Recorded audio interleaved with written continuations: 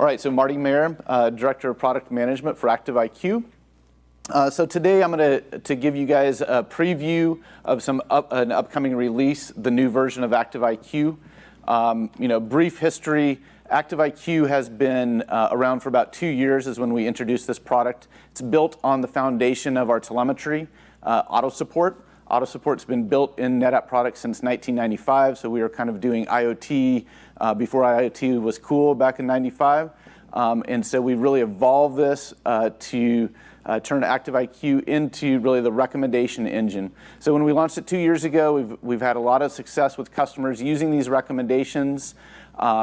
And we've got a lot of customer feedback. We've done multiple types of design thinking workshops, bringing customers in and getting the feedback. And really, the key things that we're hearing from these customers is, can you please simplify things for me? It's probably not a shock that that's a general feedback in the industry right now. They want their recommendations to be extremely actionable. They want to be able to understand what they need to do. They want to integrate that into their workflows using APIs just to make things easier. So for the demos that I'm going to do here, and through really our user studies, we've identified really 3 personas. So I'm going to demonstrate 3 personas. Adrian, the IT director, responsible for really running a tight budget, needs to plan for change in her environment. Joey, who's the solution architect. Joey is very technical. He needs to dive deep into the technical details. And he wants to know, what actions do I need to take, and can you just do it for me? Can you automate? I need to be doing more strategic things in my day rather than managing and making changes within my storage infrastructure. And finally, Rachel. Rachel's the IT Generalist. She is very focused. She's not a deep storage expert, doesn't want to be a deep storage expert. She wants to keep her environment running. She wants to automate as much as possible. She supports a DevOps BU and wants APIs. Okay, so I'm going to start out with Adrian for this demo. So again, Adrian, the IT director, she has infrastructure on premises. She's got infrastructure in the cloud. She needs to understand, what should she plan for from a budgeting perspective? What do I need to plan for adding on, for buying support? And she just really wants to make things easy for the job that she needs to do.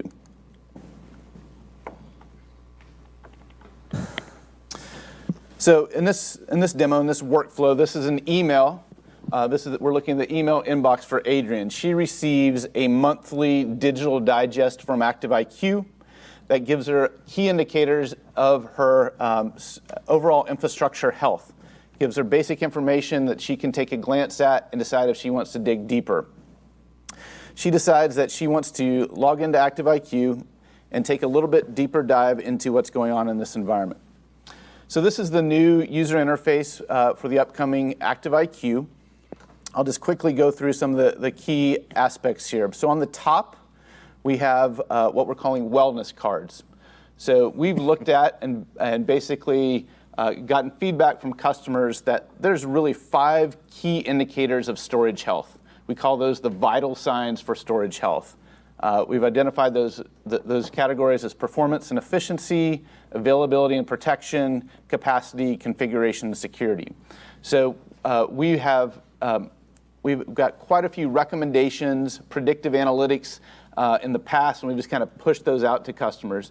This new version, we are categorizing those into these particular vital signs, and we are prescribing specific actions that they need to take to improve the vital signs in each of those categories. There's also the inventory card here that gives a complete view for Adrian of all the systems, clusters, and sites broken down by NetApp products. There's a planning card here where Adrian can see, where are there specific hardware add-ons that she needs to be considering, whether that's adding capacity, whether it's adding performance. Where does she have support contracts that will be expiring soon that she needs to renew in order to take full advantage of the benefits of ActiveIQ and her support? A quick view into what upgrades are prescribed in her environment, as well as what issues will be fixed. She also has valuable insights. This is a small report that looks back over the past years and looks at what are the key things that ActiveIQ has detected and or resolved in her environment. She also has the ability to drill deeper and look at the actual auto support logs from this front view. When she looks at this for the first time, she takes a look at what is this wellness score.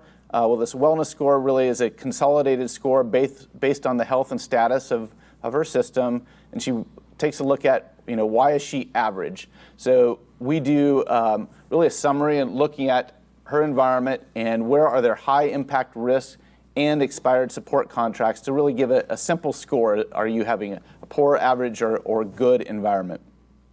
Marty, in this example, you're thinking that this person would log in, once a month, did you say, or once a week, perhaps? This particular persona, the IT manager, probably once a month. Right, so how would they know that this is a better or worse situation than the last time they logged in? So she also can subscribe to, and we'll see later in my demo, that she can get a report once a month, once a week, and not even have to log in and see how things are changing in her environment. Yeah, but it's that delta of whether things are heading in the right direction or not. That would be useful, I guess. You're saying like without having to go in and compare two. And whether it's up or down. Yeah, without having to compare two sets of forms or two sets of data. Just arrows. Just something that allows me to say this is worse than it was than when I logged in last month, or yes, things have improved. Or, for example, that ability to look and see what fixes need to be or upgrades need to be done. If that's gone up since last time, I want to go away and have a word with somebody about why they're not getting around to actually applying those sort of things. And understand, exactly. So that would be useful. The trending piece. Yeah, the trending piece, yeah. So, so she's now looked at this, and she's wondering about the rest of her infrastructure now. She can click on this software. This is where we have the integration with Unified Manager, the on-premises management and monitoring tool, as well as Cloud Insights, which we've talked about. Cloud Insights is the multi-vendor, multi-cloud optimization and monitoring. So from here, she sees that she can click into Cloud Insights. And in this demo, she has set up a custom dashboard that brings in her NetApp information that's being monitored, including the ActiveIQ risks, into a single dashboard. She has a view into all the performance of her NetApp storage, her ActiveIQ risks, but then she also is able to look at her AWS, Azure, and on-premises throughput and CPU utilization. So in one view, she's able to see the ActiveIQ information coming in, as well as the monitoring and performance for the multi-cloud environments that she manages. So if you change those times on there, would you be able to see the trending, like Chris is talking about? You'd be able to see the trending on the performance side of things. Within ActiveIQ, as you drill deeper, you'd be able to see more of the trending on how risks and availability, for example, are getting mitigated. What about backup? Can you see the status of the backup bits? Does it tell you if things are backed up or not? We will flag if there are actions or risks where there are backups that are failing or backups that are not set up properly or configured. So we do have those types of risks and actions in here. Thank you. Okay. How does authentication happen between ActiveIQ and Cloud Insights? So the NetApp SSO for ActiveIQ, that's tied to all of your support contracts that you have subscribed to. Cloud Insights, based upon your subscription to Cloud Insights, you'll see the systems that are subscribed there. Within Cloud Insights, it's free for monitoring any NetApp products. Okay, so Adrian realizes there's some work to do in this environment. So she's going to call. Who's she going to call? She's going to call Joey, her solution architect. Sorry, maybe I missed something. So can I group my NetApp system in different subgroups, or so that every IT manager Absolutely. or each single division can have? Absolutely. So with the new version, you can create multiple custom dashboards. So in this example that I'll go through, Adrian, who manages all this infrastructure, she wants to see all of the sites across, all the systems and sites across the globe. Joey, her solution architect, he's only responsible for a portion of those, and he just wants to build a dashboard for his particular systems that he's responsible for. As far as multi-tenancy and stuff like that, so for service groups and stuff which have multiple customers, can customers access information for their environment as well as, have the MSP understand what they're across the world? Yeah, if the customer owns the support contract with NetApp, then they would have access into and see that. If they're completely buying from a partner and the partner owns the paper, then the partner is completely managing that. From the IT director's perspective in the dashboard, can they see the difference between the fine balance between the efficiency and performance, and to say that, hey, I'm turning it too hard. I'm trying to get too much data due to, should I actually expand? Is there a scenario type play situation? There are, we do look at some key performance indicators. We may not get to that granular level, but we do indicate where we're seeing performance workloads that indicate, you need to add on.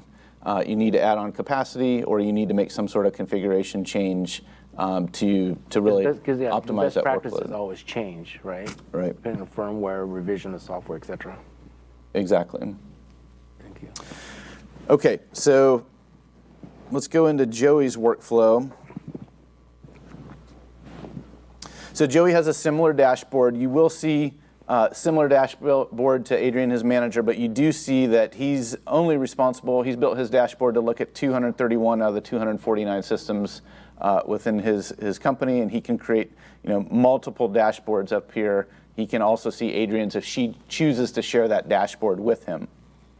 So when he comes in, he does see that he's got some red indicators of action here around availability and protection and configuration.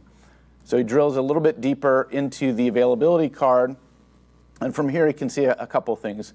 One, he can see the action that's required to make a software configuration change that impacts 21 systems, clears out 21 risks.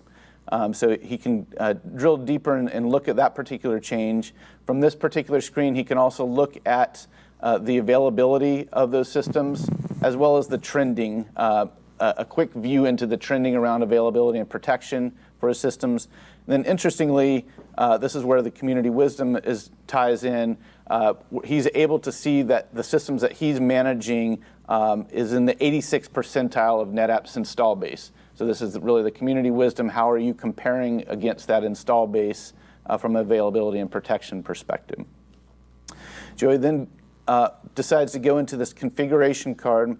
And from here, he can see that there are quite a few configuration actions that he could take.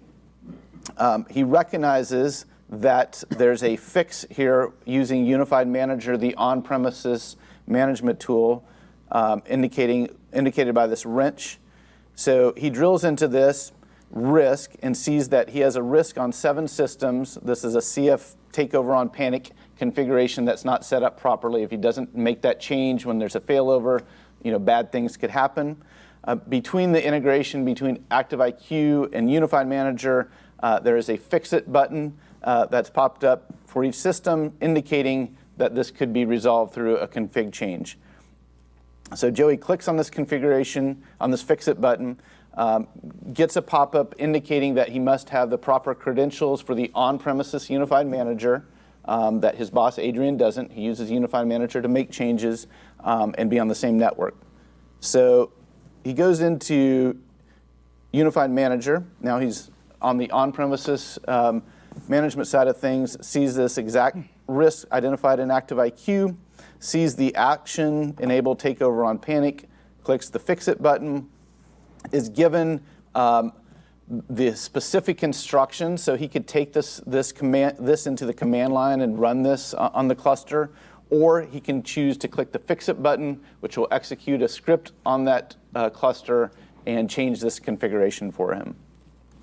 He chooses Fix-It. He also sees in the Unified Manager UI that the other systems that have the same sort of change have a Fix-It, and he can go ahead and resolve those issues right here. So now we'll go back into ActiveIQ. Joey can now see he had 7 action items on his card before he executed this Fix-It within Unified Manager. You can go over here and look Marty, at... what's the renewal tile there? Is that support contract renewals? It is support contract renewals, and I'll go through that here in a little bit. How's that differ from the planning renewals? These two are the same. They're not the same number, Marty. So on the renewals, it's really a summary of all of the components, and I think this one in particular drills down into what are the ones that are expiring within the next month or so. Critical. And these tiles and cards are all customizable, so if you didn't want to see this all the time, you could remove it. In this workflow, in the action history, you're able to see really the audit log of the action that was taken with the on-premises unified manager. It sends telemetry back to ActiveIQ indicating that, hey, action was taken. There's 7 systems that was completed here.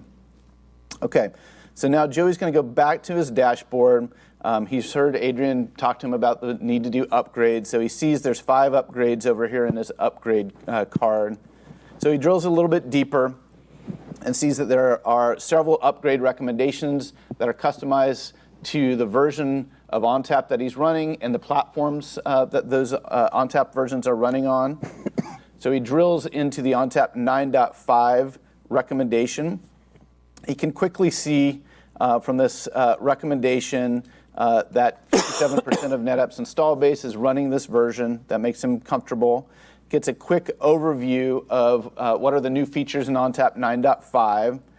Can scroll down, and then this is really important from a planning perspective. Once he chooses to help him decide when and if he should do this upgrade, he sees all of the risks that are mitigated. So these are the risks on his existing systems that would be mitigated with this particular upgrade.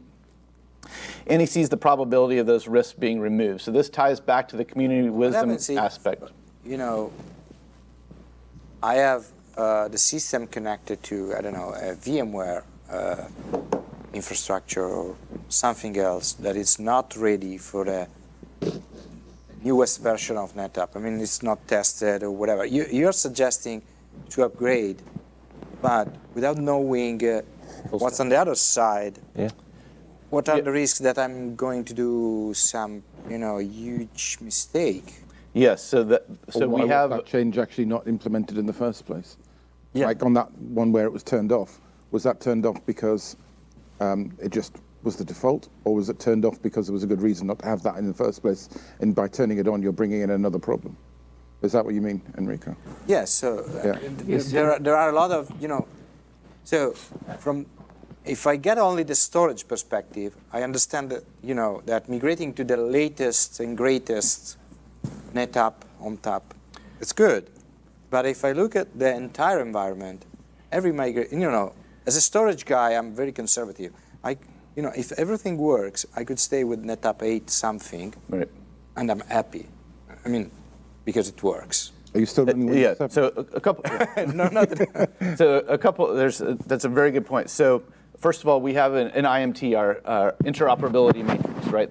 That goes across and lists, every single third party and how does that how is it supported with that version of ONTAP. That's really difficult to go through, look at all of your hosts across your systems and determine, is this going to work or not? So we've actually automated that step here as well through this interoperability check. So we're, in this particular example, I think it's similar to what you're describing, we're able to take the telemetry, look at the hosts that are connected to that storage, and basically give an indicator. In this example, these are adapter cards that are not supported. The version they're running is not supported with 9.5, so you must upgrade your adapter cards first.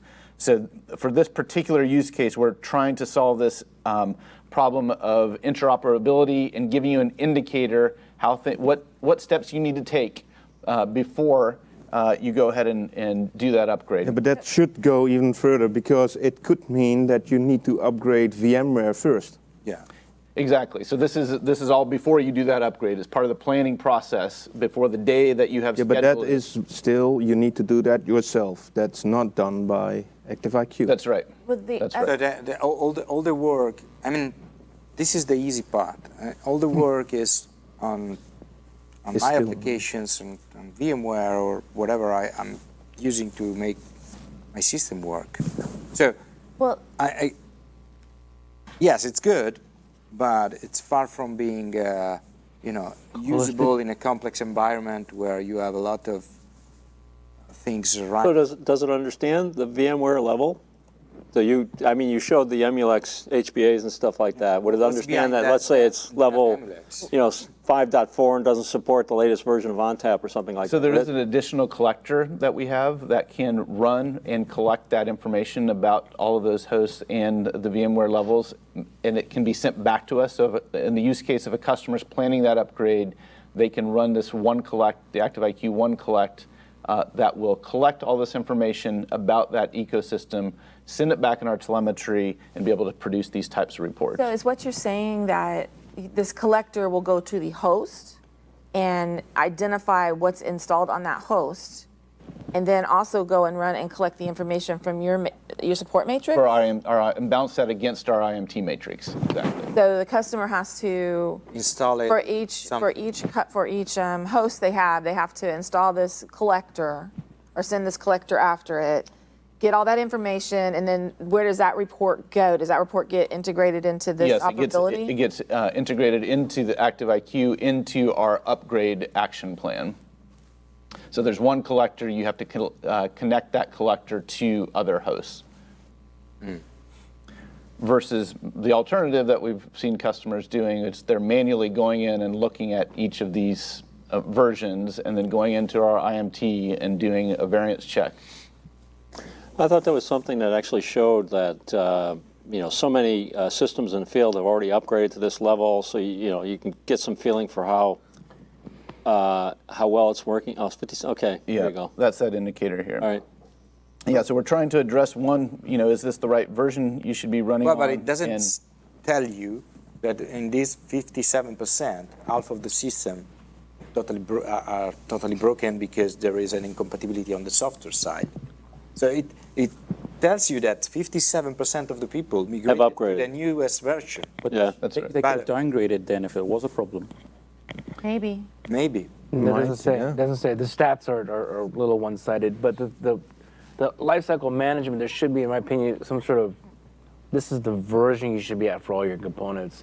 If your interoperability matrix has things to consider, then this is the NetApp, and this is because if it's a long-term support version, then you should be able to say, oh, okay, this is good, and these are fixes that won't impact you. But if with the LCM being a little bit short, like that, it could be troublesome and cause issues. Good feedback. Just interesting. Yep. All right, so, So I have a question, because how is AIOps related to any of what you're showing us right now? yes, it is. Okay, because I'm not understanding that, because there's lots of information, and I hope you're going to talk about them more. So I'm gonna, Yeah, we will talk more in our definition of AIOps, some of the examples that I just looked at, where we're using AI and machine learning to detect these risks across NetApp's install base, apply that action to that specific system, and then drive an outcome through a fix-it, saying, we've detected you've got this configuration problem using our AI and machine learning, and now we have a fix that you need to go resolve. We've taken the next step, which is making it easy to basically fix that change. Because it'd be interesting if you put parameters, or if you even some sort of methodology to query the upstream to make sure the downstream's good. Mm-hmm. Okay, so I think I'm running a little bit short on time here. I think I'm going to jump over real quick and jump into a quick review of our persona, Rachel. So if you remember Rachel, she wants automation.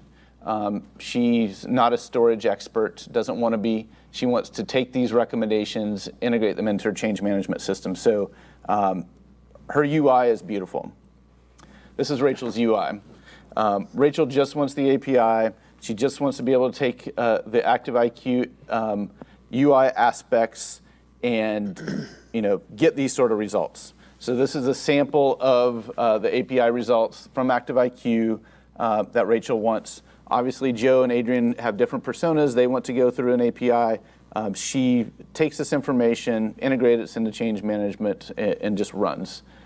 So we're looking to solve, for the multiple personas that we have using our environments, providing these sort of APIs. These are the same APIs that integrate into Cloud Insights and integrate into Fabric Orchestrator. We're making those available to our customers and partners as well. There's a sample of what's available today. Everything that you saw on Joey's dashboard is going to be also available through these APIs. All right, so in the interest of time, we're going to jump in. So coming back to Adrian, a month has passed. Joey and Rachel have been doing a lot of work here. So here is Rachel's February digital digest that really has a clean bill of health when it comes to the storage vital signs. A lot of green checks here. But she is interested. She just sees these 21 systems that need renewal. She's always had questions about, well, why do I really need to buy support? What do I get from support? You know, the hardware is reliable. What's going on here? Let me dig a little bit deeper and go into this thing called the value report. So this is an indicator of what has transpired over the last year using ActiveIQ. ActiveIQ is only available if you buy our Support Edge contracts. So in this example, you know, we show all the risks that have been triggered across these vital signs, support cases that have been opened, the software upgrades that have been completed, the risks that have been mitigated. So all the behind the scene things that are happening that is, you know, not requiring that Adrian, Joey, or Rachel call NetApp for support. They're getting these proactive benefits through ActiveIQ. She decides that she does want to renew the support on those 21 systems and sends a notification that goes to NetApp or the support partner to set up those renewals. Okay, so we've gone through some key personas that ActiveIQ is focused on. Storage admin, the IT Generalist, Rachel, the IT Director, Adrian, and Joey all have different needs, and we're focusing on making it easy for each of those is the key message here. Okay? So where does ActiveIQ actually run? AWS or some cloud place? Or is it, you mentioned that there were multiple ways of accessing it, mobile, web, and there was another one on the list. Yeah, so we're going to have a presentation on the actual platform of ActiveIQ, but it runs in a hybrid environment, meaning the data comes and lands back in NetApp, and then we take advantage of the public cloud for many of our services.